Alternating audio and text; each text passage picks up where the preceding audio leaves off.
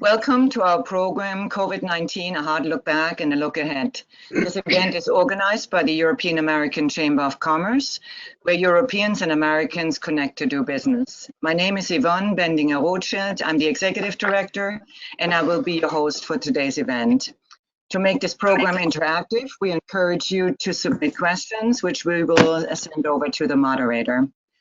Our program today will explore the lessons we can take away from the last 18 months and what we could have done better, what our experience has been with the COVID pandemic and what it has taught us to prepare for the next global shock. We will explore what measures, economic and otherwise, have worked to address the pandemic and which ones did not and how, why. We will also look at how we can build forward better, what indicators we can rely on to show us where we are in the course of this pandemic. Are we at the end of the tunnel, or is there still a long road ahead? We will also discuss what the pandemic has done to change societies and business, the economies on both sides of the Atlantic. We have an extraordinary panel today. We have with us Magdalena Andersson. She's the Swedish Minister of Finance. We have an old friend of the EACC, Pierre Moscovici. He's the Premier Président de la Cour des Comptes, which is the Court of Audit in France. And Pierre is a former European Commissioner.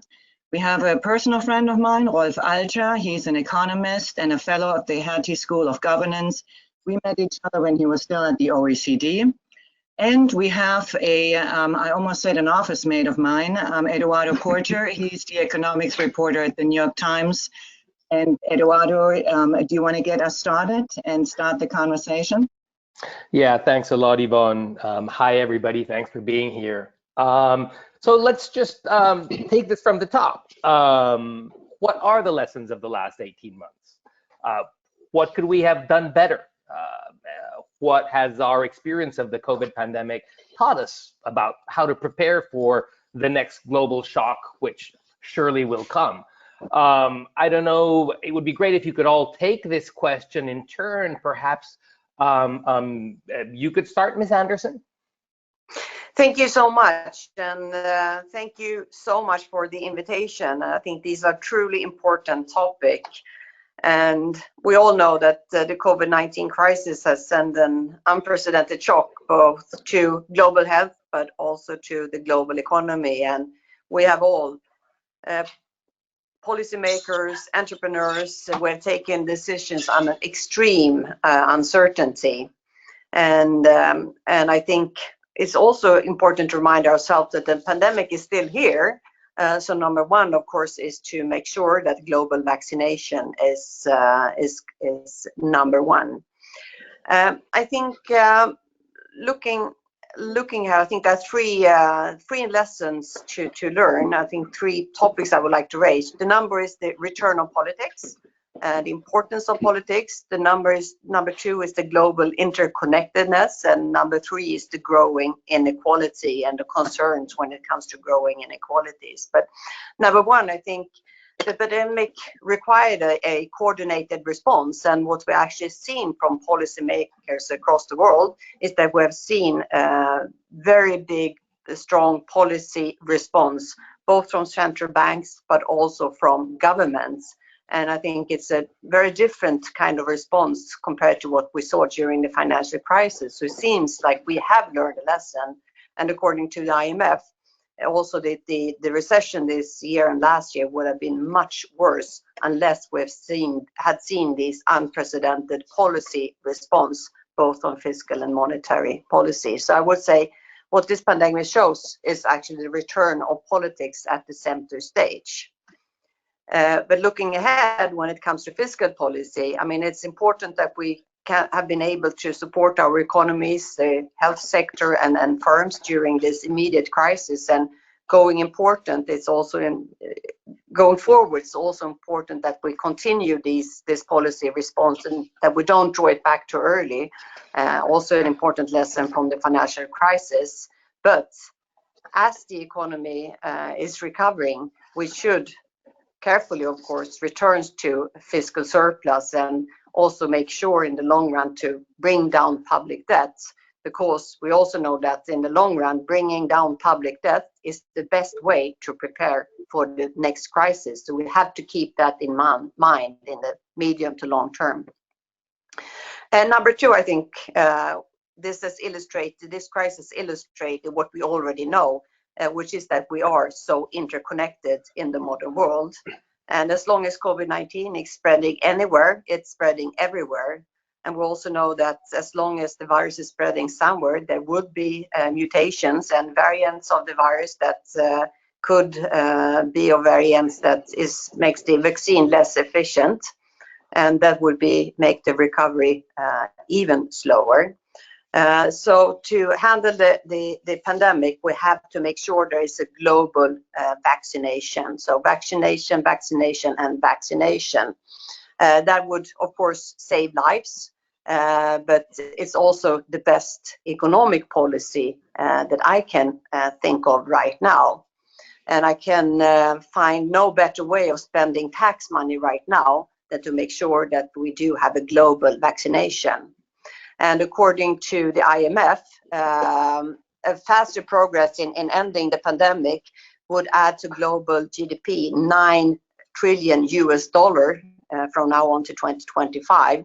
And that would be around the world, but looking just at the advanced economies, that would be a $4 trillion increase, which is substantial. So it makes a lot of sense to spend more on global vaccination. And I'm happy to say that Sweden, we have increased our contributions to COVAX, which is the international vaccine access facility. We're now the largest per capita donor in the world. And earlier this week, we also announced our plan to donate another 1 million vaccine doses to COVAX as soon as possible. And I think this is important. This is something we really have to do. Number three is that the pandemic has shown in a very tragic way the inequalities we do have within, but also between countries. Both when it comes to the risk of infection, which is so clearly divided within our countries, depending on how well educated you are, but also what economic stance you do have. And it's evident that the cost of this pandemic has been very unequal.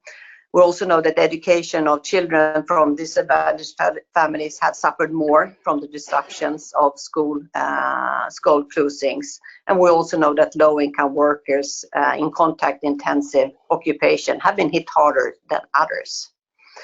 And therefore, of course, also having a safety net, both when it comes to health, possibilities of meeting a doctor, going to hospital, but also the economic possibility of staying at home when you are ill is central. But there's also not only a problem with inequalities within countries, it's also between countries. And we see that the possibility for countries to do have an active policy, a fiscal policy response is larger in the developed world, in the advanced economies than in the rest of the world. And in the advanced world, we have spent more per GDP when it comes to fiscal response compared to the poorer countries in the world. And therefore also poorer countries have been economically very hard hit.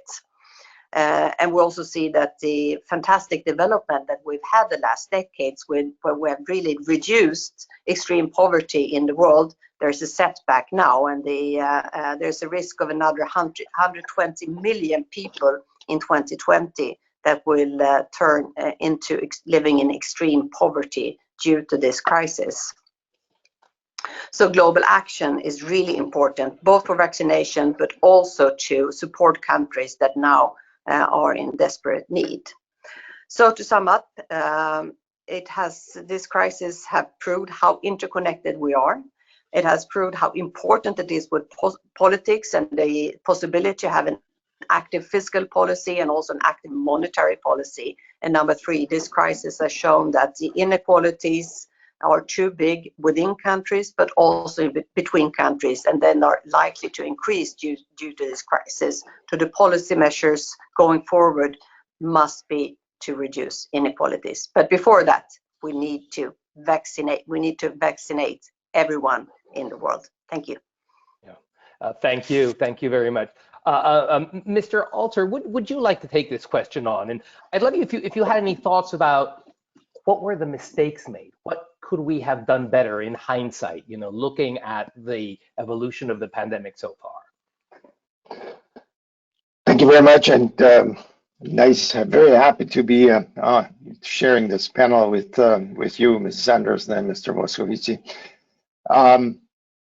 Let me say, perhaps, first of all, I think we have seen that we didn't have really risk management policies in place. And since we didn't have them in place, we had a pretty dire crisis management. There's a link. If you're not prepared, no wonder that the crisis becomes even more complicated to manage. And I do think that I agree completely with Mrs. Anderson that politics are back, but unfortunately, I'd say we had a few bips on that way that would say, have governments actually really been convincing to maintain trust of the citizens in their policies over the last 12 months? And I do think we have some really up and downs everywhere. So I'm not talking about individual countries. I'm talking about observations across really nearly the whole globe. The second point is that I would want to make, we have seen really, I think, an extraordinary degree of listening of politics to science. Every country established, one way or the other, a strong advisory body to help shape policies. Well, what happened is, I think, and we realized that it was really focused on one objective. But this crisis wasn't really about health only. It was, as we just heard, a dramatic impact on the economy, and by that, of course, also on public finances. So I do think that, yes, great that we were listening, that politics were listening to advice from scientists, in particular virologists. But no, I think you would need, if we really want to talk about this type of evidence for policymaking, you would need a few more experts in the same group. But once again, I don't think that we were sufficiently prepared. And the third thing that I want to say is quite remarkable. Madame Anderson speaks about the global economy. Totally agree, Madame. But at the same time, I'm saying, what was the first sense of reaction? Close borders. Stop trade. Don't travel. But yesterday, we were still in globalized world. On February 2019, people fly around the world like mad. Today, at least, we said that. At the time, we were thinking of it as being a great achievement. So that's one of the borders didn't suddenly meant to be gone away. No, they were re-erected, and with a vengeance, even in the European Union. The budgets, another of these concepts, keep balanced budgets. With a stroke, all governments in the world went out to spend. When you look at the IMF numbers of deficits in relation to GDP, dramatic. I'm not saying that it is wrong. I would say the other conclusion. Things that we thought were given turned out to be not quite as given. And I do wonder why we did not have the courage, perhaps, to question more and ongoing our own concepts. And the last point, I want to say something about the people. Frankly speaking, I think people had an enormous degree of capacity to adapt. Really. I mean, we know about all these things that where people didn't follow quite. But I do think Not just the authority of the government was very well received in most cases. I can't say otherwise. But think about people working from home. Seemed to be no big deal. Becoming a school teacher at home, no problem. Adjustability or adaptability, really quite something. But, and that's my last point, people, we realize that we really have in our own societies, and I'm talking really now about the industrialized world, we have suddenly a new definition of what is essential and what is not an essential job to carry out. And strangely enough, it's exactly the other way around that we thought before. The cashier, the delivery service, the people in hospital, all those people became essentials, but they are not paid like essentials and they don't have the working conditions like essentials. So there's there are a few things to do, I think. Thank you very much. Yeah, well, thank you. That was very interesting. And Mr. Moscovici, I would love it if you could take on this point. I mean, Mr. Alter just speaks about how our societies and our political systems and our government priorities have changed drastically over the period. In the United States, where I'm now, there's been a policy revolution. People are talking of Joe Biden like FDR, undoing the Reagan Revolution, entirely new paradigm. And so the question, I think, the way I'd frame it is, well, how do you think this crisis has changed us, and will it better prepare us for, the next crisis, be it another pandemic or maybe something brought about by climate change? Has this helped us become more resilient, do you think? Well, first of all, glad to be there with you. As Yvonne said, I'm an old friend of EACC, but until now, all my participations to your events was in New York, and I deeply regret that this cannot be done this time. Although speaking remotely, of course, what we have now at our disposal, and I hope that we'll be ready to do the CAM dialogues in presence as soon as possible. Well, I fully agree first with Magdalena said, and I want maybe to add a few words, not to repeat the same. First, this crisis is different from any crisis we ever knew. It is, of course, different from the economic and financial crises we've been through in this century and also in the previous century, because we might have had, for example, during 1929 to 1932 crisis, 15% GDP loss in 4 years. We never had the GDP loss as we have had in my country, France, of some 10% in 1 year. If you compare, for example, to the financial crisis of 2008, 2009, well, it was a 2.8% recession in 2009. So you can see that this is really violent. And of course, we've had some plagues in the past, in the Middle Age, the Black Death or the Spanish flu closer to us. But this is the first pandemic in a fully globalized world, where we had also to address the issue Rolf mentioned of the borders. And finally, this crisis didn't intervene in a context where we had some economic imbalances which were threatening, or some financial imbalances. In Europe, for example, all the countries were out of excessive deficit procedures. The average level of deficit was at 0.5% of GDP, even if some countries like mine were a bit over at 3%.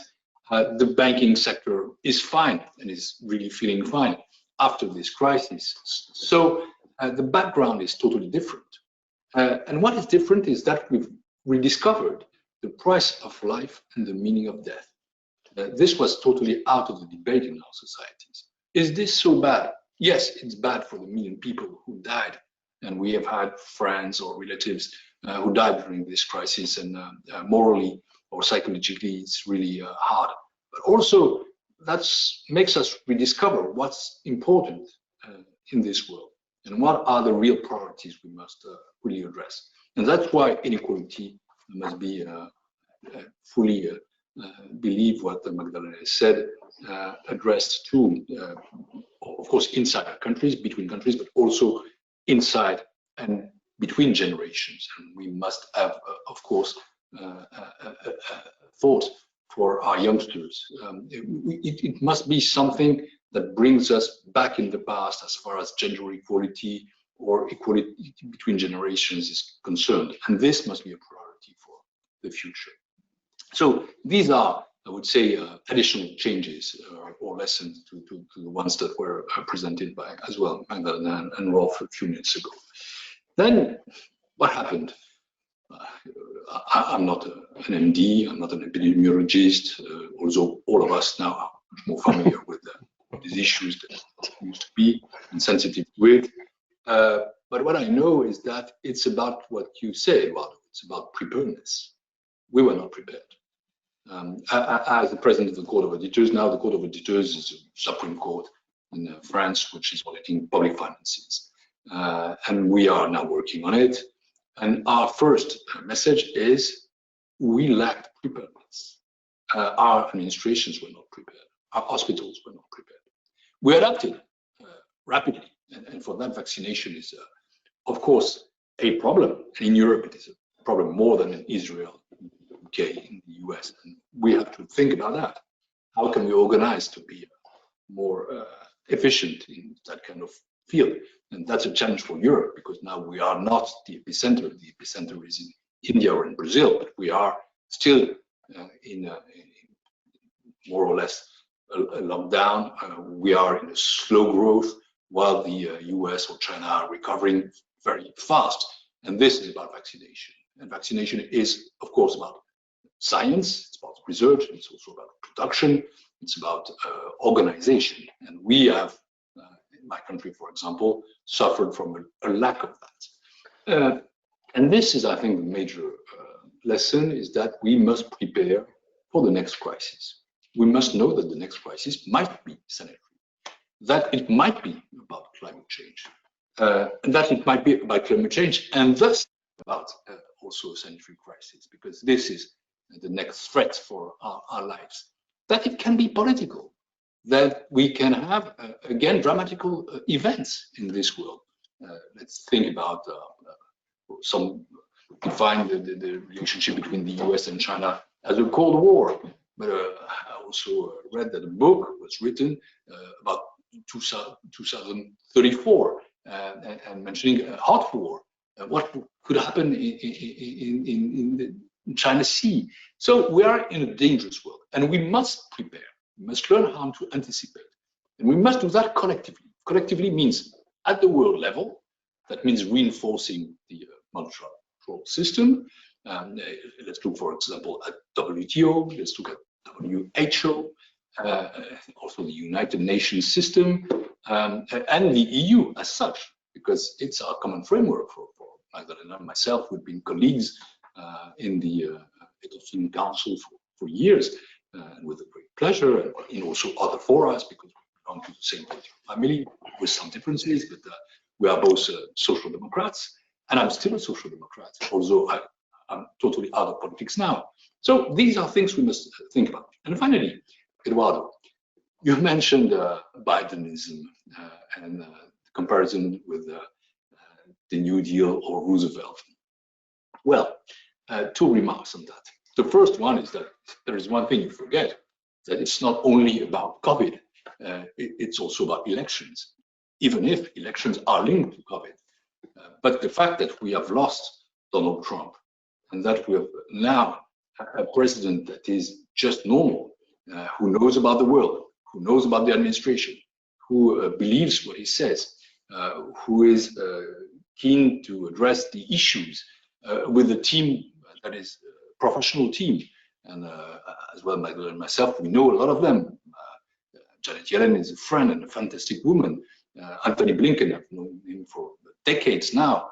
But these guys and women are really a good team, not the best and the brightest, but very solid team.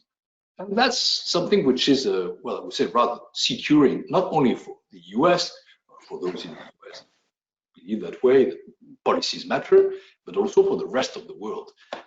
And then the paradigm, that's my second remark and last one, has obviously changed, but also because the situation has changed.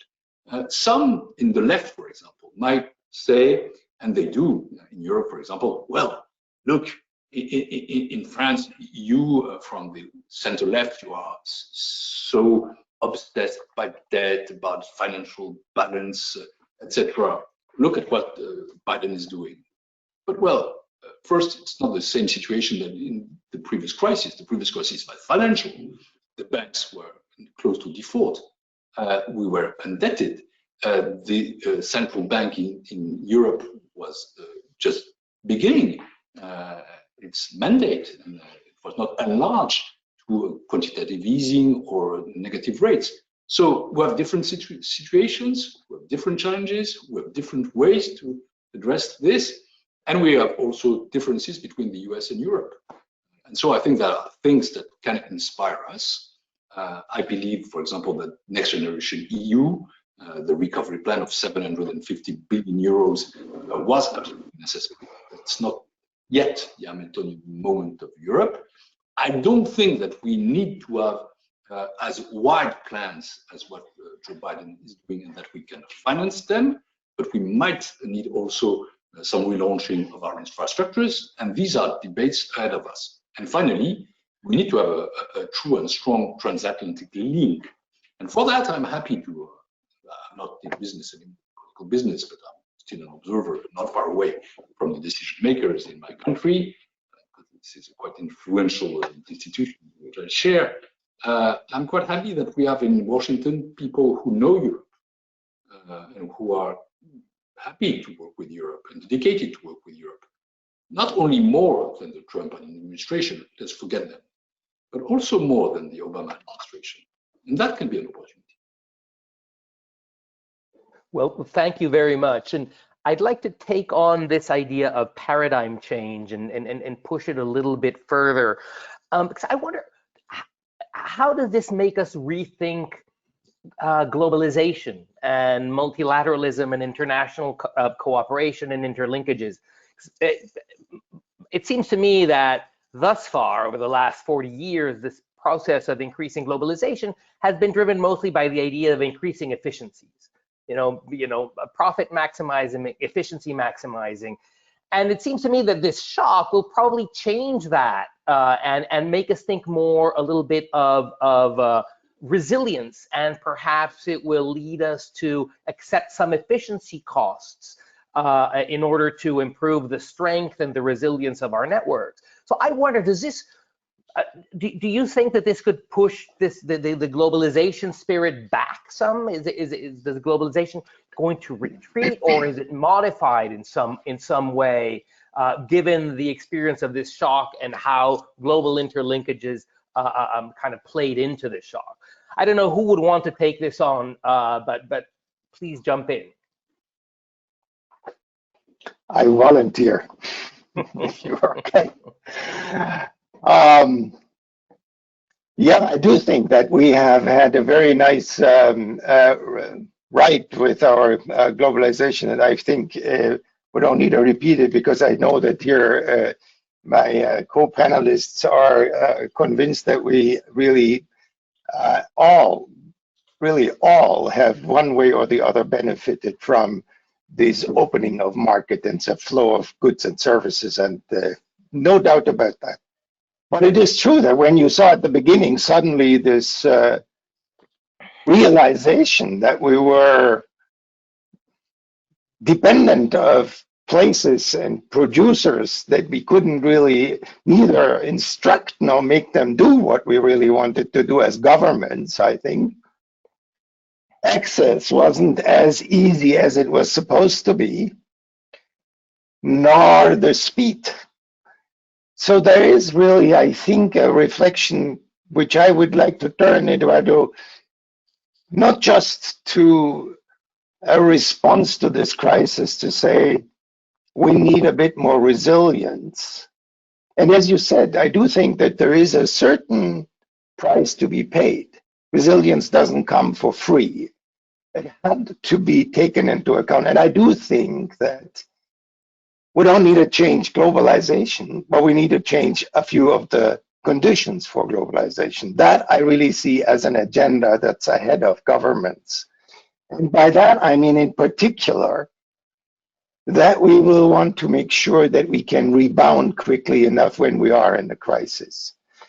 A good system of risk management in place before raises preparedness, but it would also avoid this kind of nearly, I'd say, a sort of a panic that suddenly arose, and for governments, a difficult story to tell to citizens.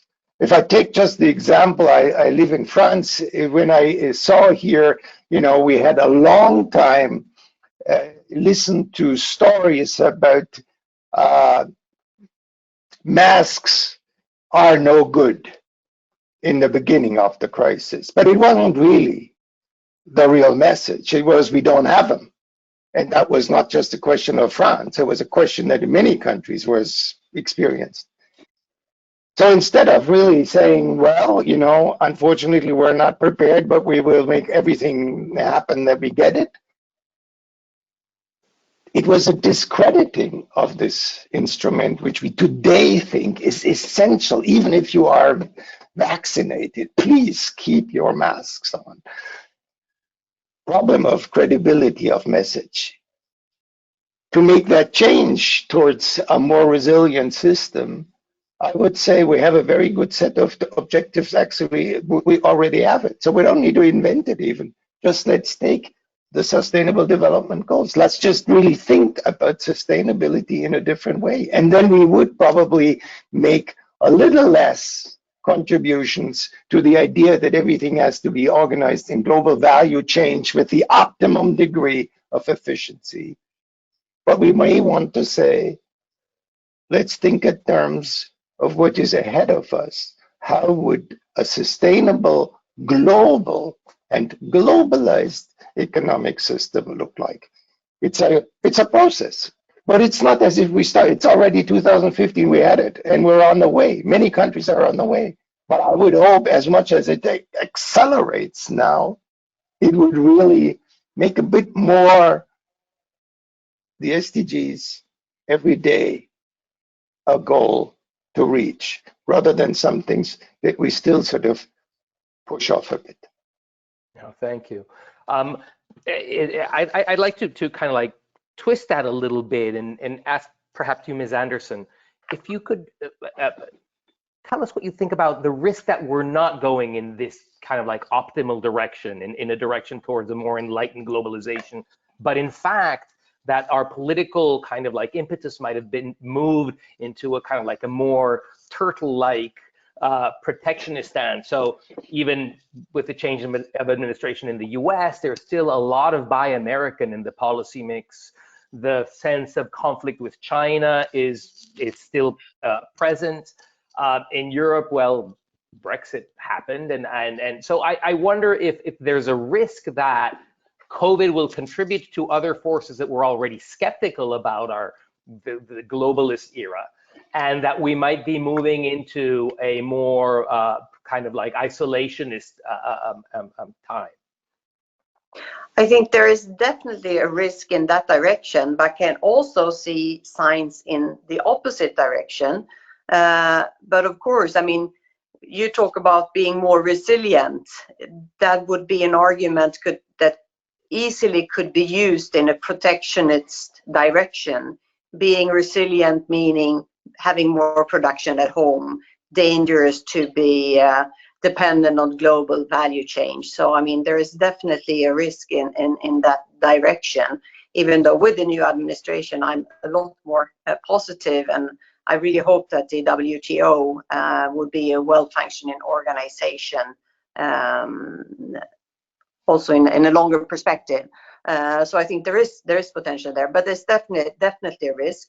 And I mean, when it comes also to China, I think, yeah, I mean, it's the benefits to the average normal worker in the Western world with the increased globalization that we've seen during the last decade should not be underestimated. Both when it comes to global growth, but also how the costs for lots of products has reduced at the same time as we've seen growing middle class in Eastern Asia, which is also potential buyers of the products from United States or Europe. So having a drawback on globalization is definitely something that would come with the cost to normal workers in the United States or the US. So there's a risk, I can see that. At the same time, I think you can also, another possible conclusion is that this crisis, as I said, really shows how interconnected we are. It is one world, and what happens in one part of the world would definitely affect what's happening in another part of the world. And now we have this pandemic and this crisis, but we have the ongoing climate crisis that is going on all the time, which is another crisis that shows how interdependent we are in the world. So another possible way forward from this crisis could be that we realize even more than before that we do depend on each other, and what's happening in one country will affect what's happening in another country, that we really have to cooperate to fight the climate crisis. And I think there is also hope. And I mean, a year from now, we thought it could take years before we would have a vaccine, but if we really try to solve something together with researchers and companies all across the world. Now we have so many different vaccines that has come forward in only 1 year. I mean, if we could really work together in that way when it comes to the climate crisis, just think about the possibilities we do have to actually do something. So I think that could be another way forward rather than going in a more protectionist way. Yeah. Thank you. So I wanted to move us back to this idea of lessons learned, and I wonder if you guys have any thought about best practices. We've gone through this period. Different societies have responded to COVID in extremely different ways. You had, from China's really drastic isolation of infected people to much more relaxed policies in some European countries and in the United States. So the question arises can we identify the better strategies here? And also, can we say something about what are the better institutions to have? So, for instance, in the United States, I think amazingly, poverty did not rise despite a huge economic hit. But that was only because there was this extraordinary effort by Congress. It's not like the United States had already kind of like its built-in stabilizers that prevented poverty. And so, but I wonder, Europe does have a lot more stabilizers in place. It has a more robust social safety net, but it doesn't strike me that it did much better than the United States in preventing bad economic and social outcomes. So the question is really very open. What do we know? What can this tell us about best practices, not only in terms of responding to this unprecedented crisis, but also in terms of what are the better institutions that can kick in once we're hit by some unexpected event like this. Mr. Moscovici, I don't know if you want to take this on. Yeah. Well, maybe a few words about the previous questions, which is obviously linked to this one. What will change in globalization? It's first that we need to address global issues, and the global issues are threefold, in my view. This is, of course, sanitary issues. Again, the price we need to dedicate to life, and also the investments that we must dedicate to it. And that is about vaccination. That is also about preparing the next sanitary crisis, even if the performance of the medicine was really enormous. We are all discussing about the efficiency of vaccination, but the sole fact that we can be vaccinated less than a year after is, of course, something extraordinary. Then there are, of course, climate change issues and digital transformation issues. And for Europe, that means also discussing about our, let's say, strategic autonomy and our capacity to address the production challenges that it raises. But then we come to, of course, the institutions, about politics, policies and institutions altogether. And to answer your question, I would be embarrassed, because if you look at the balance sheet, you could say that, for example, the US and the UK are amongst the countries where a great amount of people died. Yes, but they are also the ones today with the better performances for getting out of the crisis with swift vaccination. You could say that the authoritarian world has succeeded tremendously, that the best place to be is China or North Korea or whoever knows, but that would be a fake. For example, South Korea, which is a democracy, also had a great performance facing the COVID. And one thing that is sure is that being driven by populists is certainly a bad situation.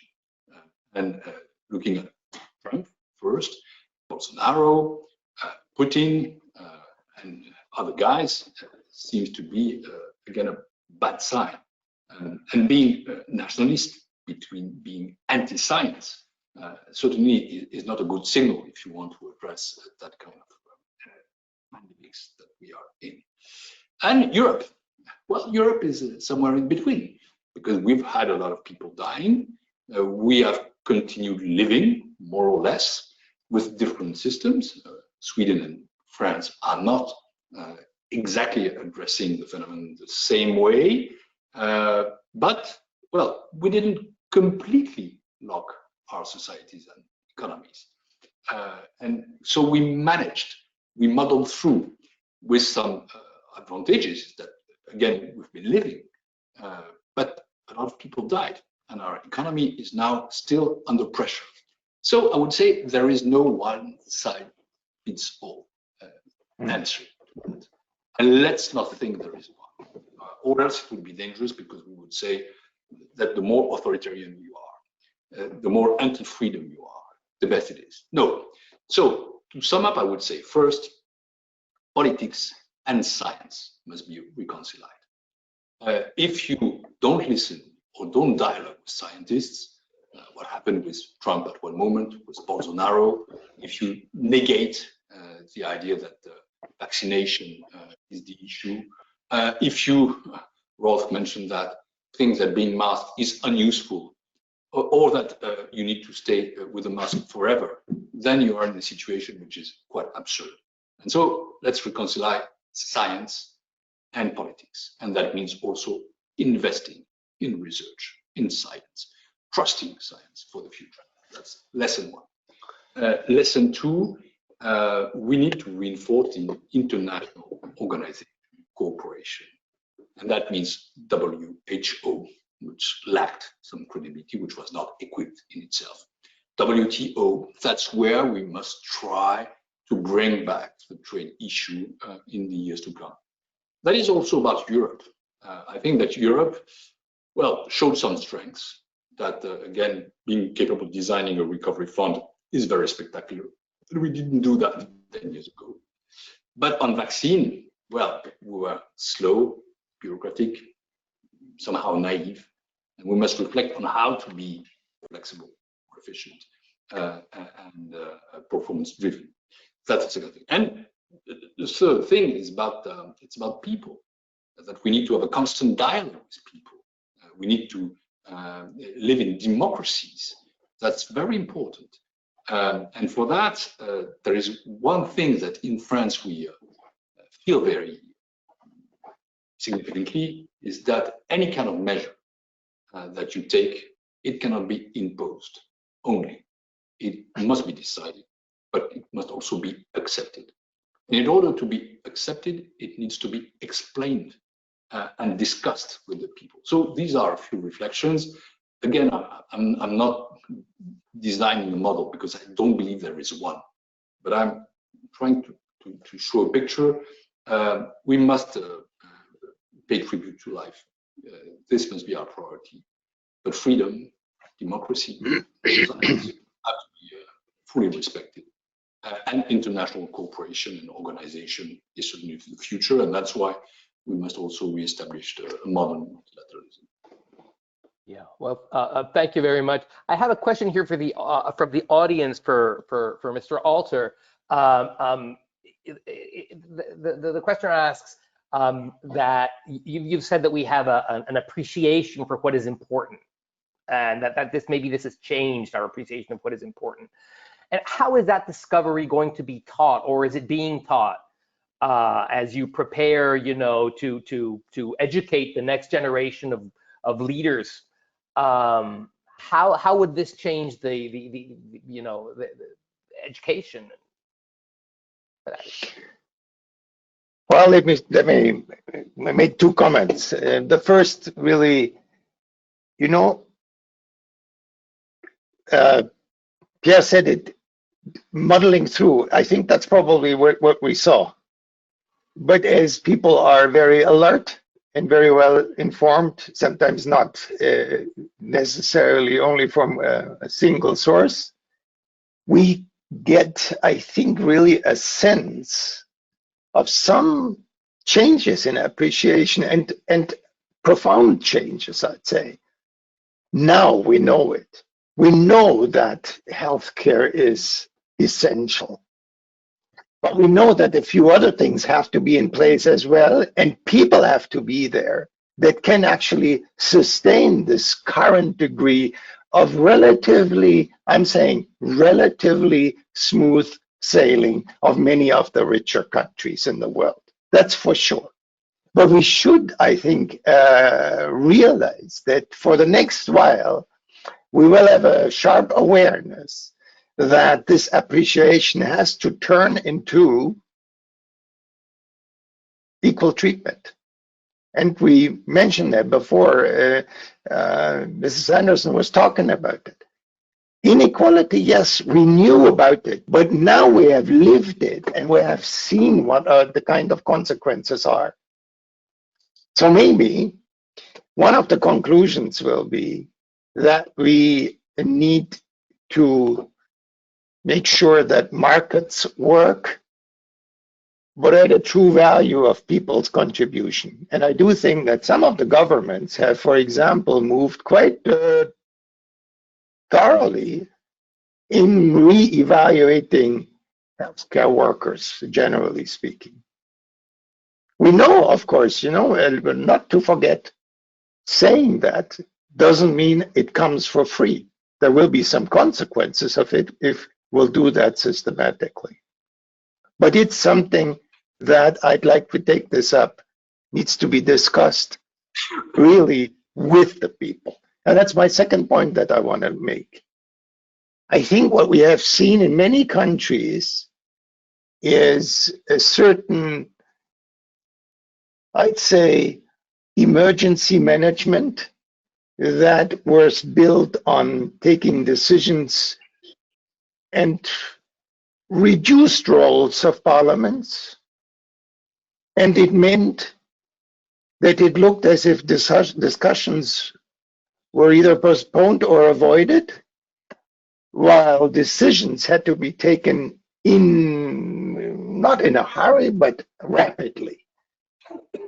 We should be saying for the next while, participatory processes will have to grow, will have to become more important. People will need to be consulted more. They will come, and I'm pretty sure that civil society, as you could see already, when these restrictions of movements and of gatherings and so on will be lifted, you will see a re-emergence, I think, of a much stronger civil society that will fight for a greater recognition of the people who are feeling that they were left behind. They were left behind in sometimes pretty dramatic ways. And this is talking about our part of the world. But if I think about the other half, it's dramatic that we will see. And I do think that we will have to also make a few changes to the way we think about development aid. It can't be true that we continue as we've done this until now. So there are quite a number of, I'd say, areas of really serious improvement. And since it starts now, I think we need to be opening up to these discussions a lot. But one thing is for sure, we should be making a good assessment of what has happened.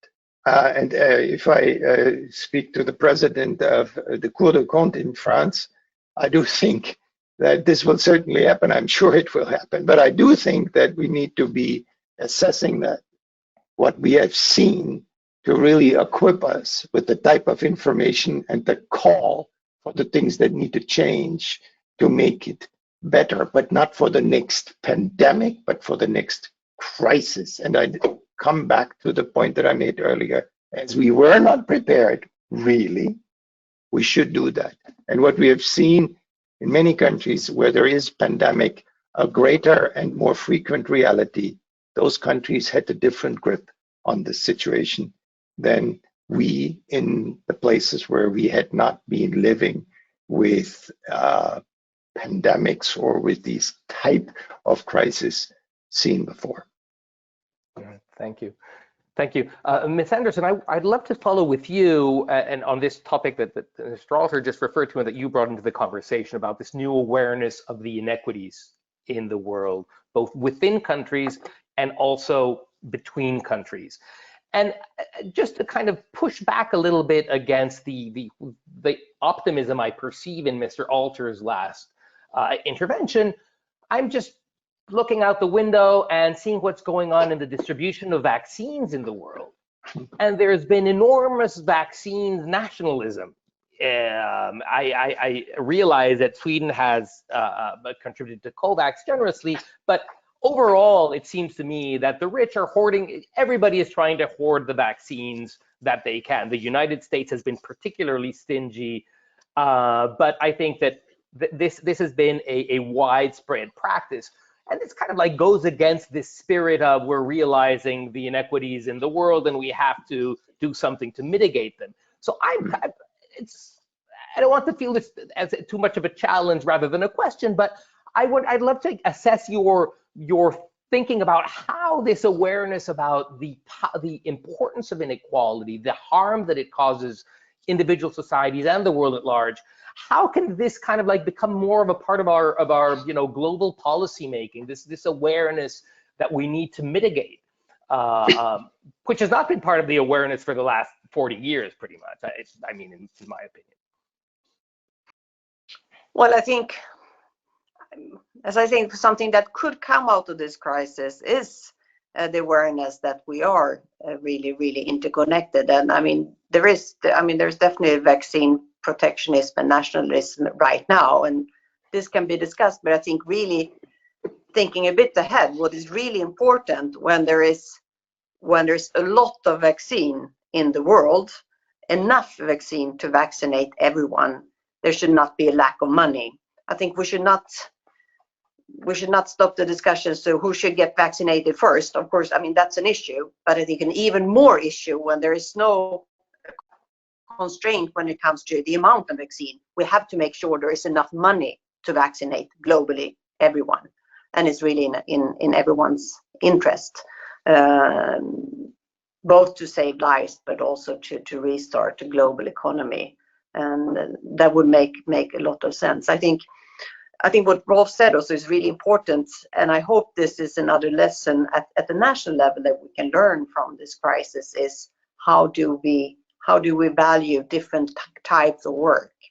Because what we have seen during this crisis is how important it is that someone comes, even though we should work at home as much as possible, but someone has to come and pick up my garbage. Someone has to drive the bus. Someone has to clean at the hospital. And I really hope that from this crisis we can give a higher value to that kind of work that is so necessary for everyone's everyday life. And also make sure that people in all parts of our societies actually have a good, both good education for the children, but also possibility for good health care. I think another issue when it comes to inequalities that Pierre brought up briefly, which I think is really will be very important forward, is the generational inequality.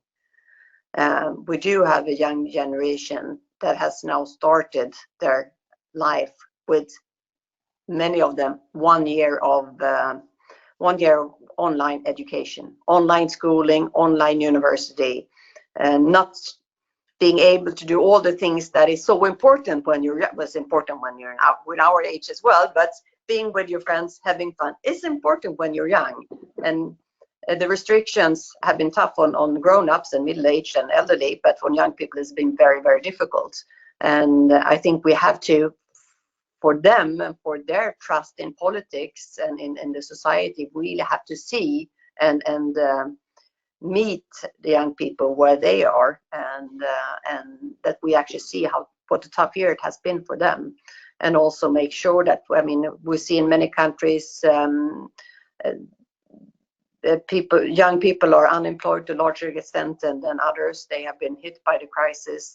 Many young people work in the sectors that have had very difficult times, like restaurants, hotels and restaurants right now. And on top of them, that they do, even if they have had online teaching and online university, still they have missed a lot of education that they really would need. So this, I think, will be very important forward, both when it comes to how we as the adult generation is actually seeing the problems they have, but also how we actually handle it when it comes to practical policies.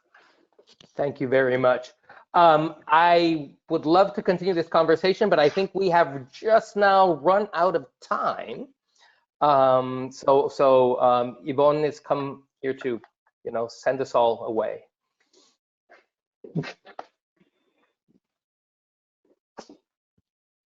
The microphone. I'm not sending you away. I could continue this conversation for another hour easily. I mean, some of my takeaways are Rolf's comment on the incredible flexibility that we showed as human beings, and the interconnectivity and the need for international collaboration and the realization what is essential. And I have to say, I'm hopeful that in the end, we will draw the right conclusions and take the steps necessary to fix the system and, come out of this crisis ahead. I mean, I'm a strong believer in humanity, so, and my fellow humans.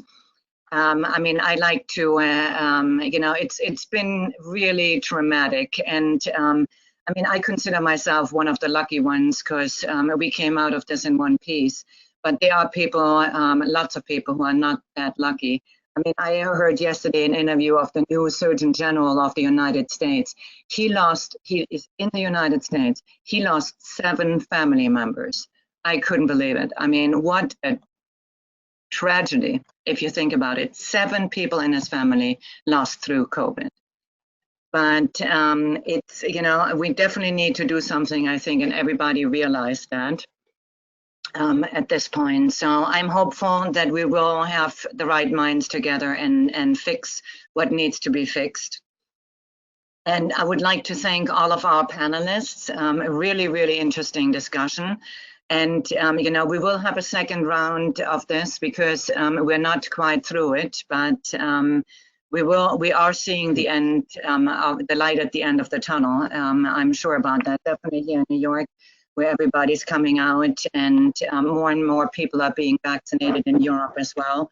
So, I think the light of the tunnel is there. And with that, we conclude today's webinar. And thank you to all of our panelists and enjoy the rest of your day.